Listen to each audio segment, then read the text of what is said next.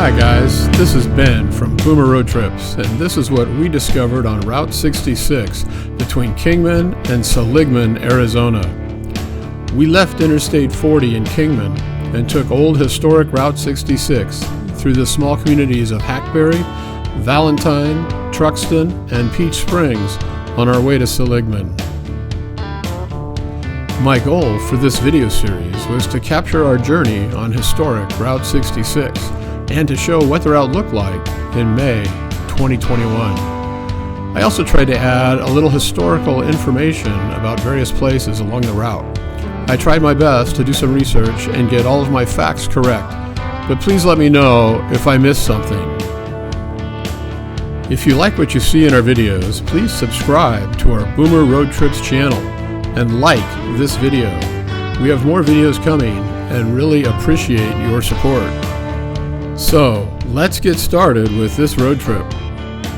In 1978, Interstate 40 opened, and while it was about 15 miles shorter and 4 lanes, it bypassed all of the small communities along Route 66 between Kingman and Seligman. We left Interstate 40 in Kingman and headed out Route 66 toward Hackberry. Hackberry is about 28 miles from Kingman. Hackberry's origin dates back to 1874, when prospectors set up a mining camp near a spring on the east side of the Peacock Mountains. The Hackberry silver mine was named for a large hackberry tree growing near the spring.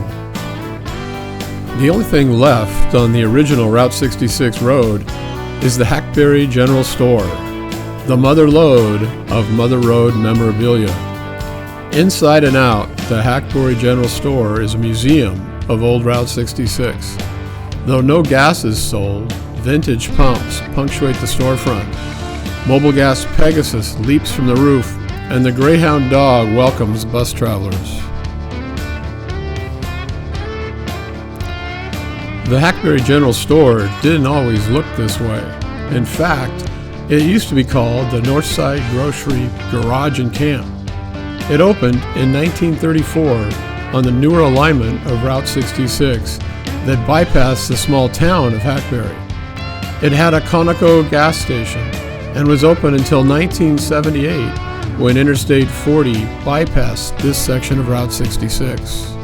Here's what it looked like in 1993.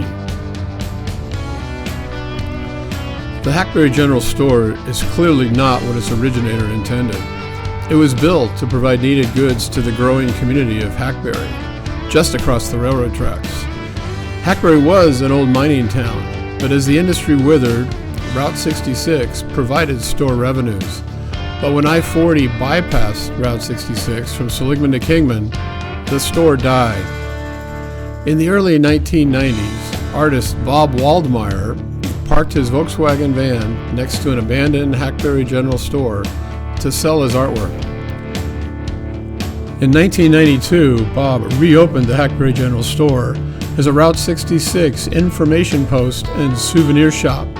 It's been through a couple of ownership changes since then, but it remains in operation today. When the store opened, it offered visitors a chance to see an impressive collection of maps, books, old signs, and artifacts relating to the historic road. One wall is a tribute to Bob Waldmire's father, the inventor of the corn dog on a stick. Nowadays, visitors can try on Route 66 clothing, pick up Route 66 trinkets, walk through a vintage diner, and even have a bottle of Route 66 beer. Root beer, that is. Virtually every trinket bearing the Route 66 theme, from neon clocks to signs, stickers, and keychains, and everything in between, can be found in the store.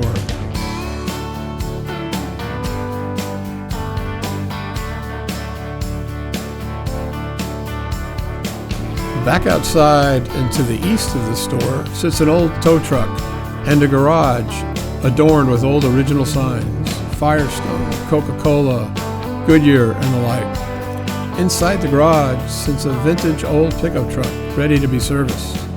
There's quite a collection of old motors, car parts, wheels, and old tools that were once used to service the cars of those traveling on Route 66.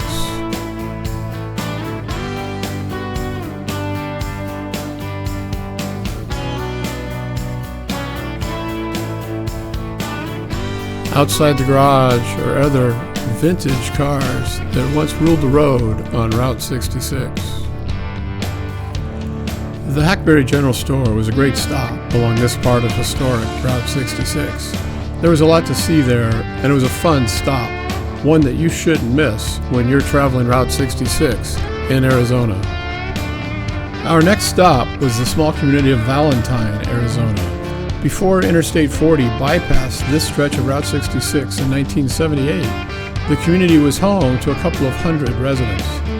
Even after the bypass, the community held on, but it seems like it's almost gone today. We passed this abandoned Union 76 station on the right. There was a contract post office housed in a shed next to the abandoned gas station. The story goes that as every February 14th approached each year, thousands of Valentines would flood into the post office for its heart-shaped Valentine, Arizona stamp. That all came to an end when in 1990, a lady working alone in the post office was murdered by a passing motorist. The little shed was bulldozed and the Valentine stamp was sent to the postmaster in Kingman, where they will still place a Valentine stamp on your letter. Across the street from the gas station was Bert's Country Dancing Bar, where locals would go for some two-stepping and a few brews.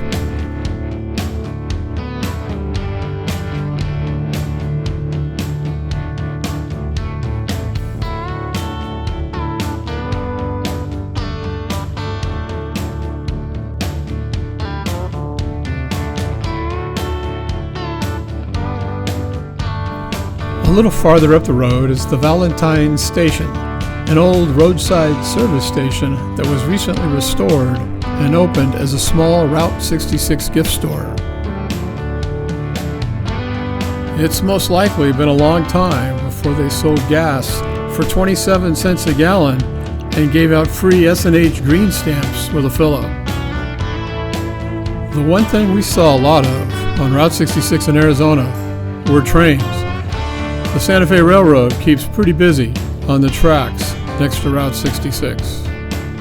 The last thing we saw in Valentine was the historic Valentine School, also known as the Truxton Canyon Indian School. It was built in 1903 and is listed on the National Register of Historic Places because of its role in educating Native American children in the early 20th century. The school was open from 1903 to 1937. The school still stands just a few yards off the highway. Our next stop after Valentine was Truxton. It's another small town that was established on the Beale Wagon Road, although Truxton was not established until 1951. The most evident business in Truxton is the 9-room Frontier Motel and Restaurant, with its iconic neon sign evident to anyone traveling on Route 66. The motel was built in 1951 to cater to the booming Route 66 traffic. Mildred and Ray Barker purchased the hotel in 1957. Mildred ran the hotel up until 2012. She also owned the bar across the street, making her the biggest business owner in all of Truxton.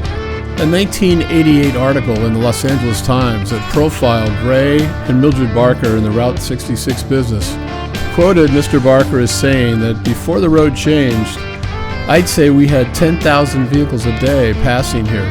Then all of a sudden I-40 opened. When they opened the bypass, we dropped to about 300 cars a day, and that was mostly locals. We work 2 shifts with 9 employees. Now it's just my wife and me, with our daughters helping out, and we close at 7 o'clock instead of 10. Across the street from the Frontier Motel is the Truxton service station. It opened in the 1950s and was at one time a Whiting Brothers gas station. As late as 2011, it was pumping mobile gas. I was shocked as I was taking pictures of the hotel across the street. I heard a ding ding ding ding. A car had entered the station and drove over the old rubber hose on the concrete that rang the bell to alert an attendant that a car was waiting for a fill-up and to have their windows washed. What a throwback to the old days of real service stations. This Truxton service station is still in operation today. Next to the service station are the ruins of the Cattleman's Cafe. This postcard was taken in the 50s or 60s.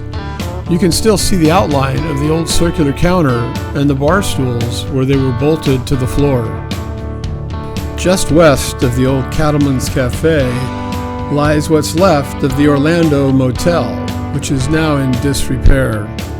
Here's what it looked like back in the day, and here's what it looks like today.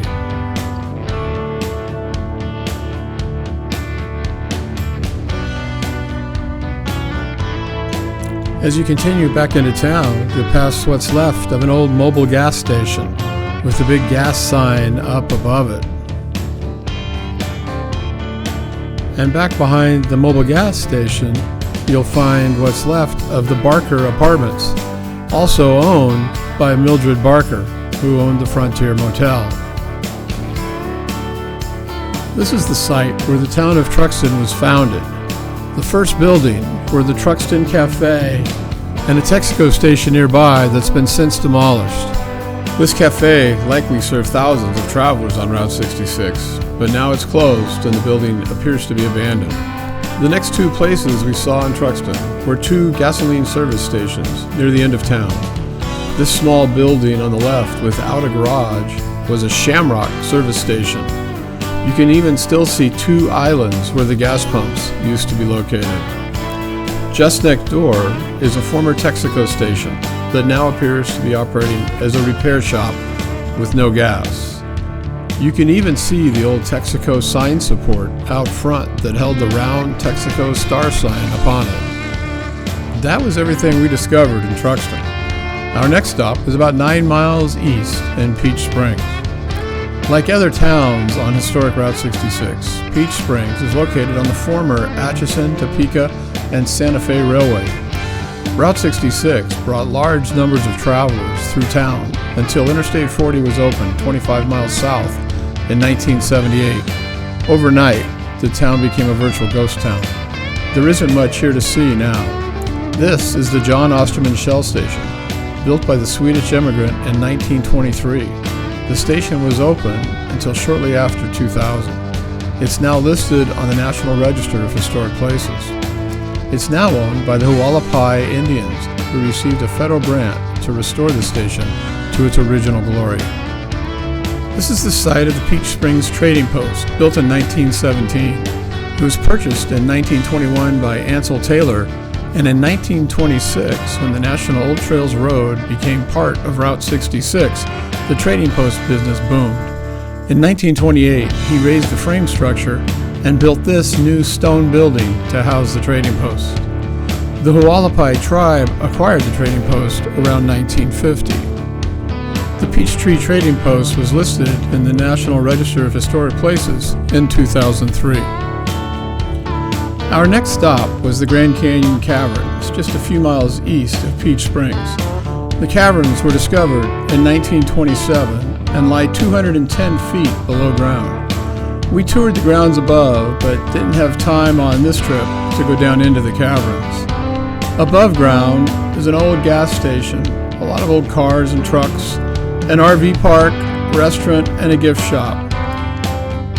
I wish we'd had time to explore the caverns a little further, but we'll have to save that for our next trip to this part of Route 66.